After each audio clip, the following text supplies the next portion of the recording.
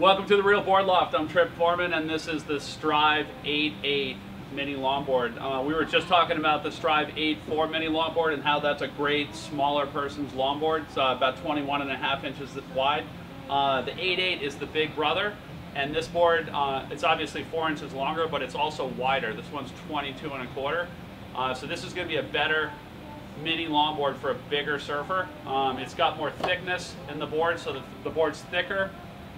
It's got 3/4 of an inch more width, which it doesn't sound like much, but that kind of crosses our threshold of 21.5, which is going to make it like you're going to want to be a bigger surfer just to be able to get it underneath your arm, to sit on it comfortably, and also to paddle it effectively, not have the board be wider than your shoulder span.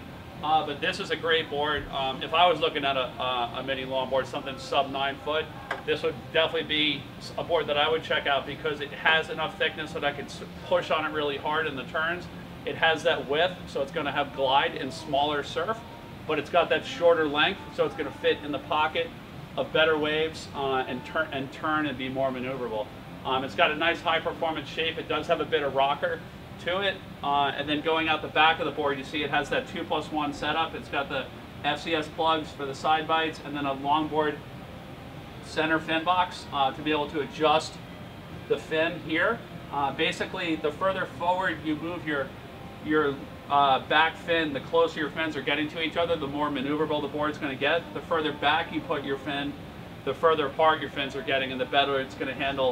It's going to be more stable at speed. So depending on how big the waves are, you can adjust that to tune the performance of the board. With any 2+1 setup, it's working in unison with the shape of the board. So any good 2+1 setup in the tail is going to have a soft rail leading into a hard edge. That crisp edge in the back releases the water. It allows you to generate a lot of speed. Any of the nose riders that are single fin boards are going to have a nice round edge the whole way back. So you can see this board has a really crisp edge from about right here where my finger is all the way back on the board.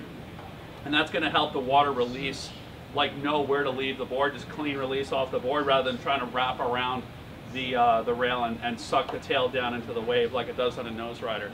So this is the 8.8 mini longboard.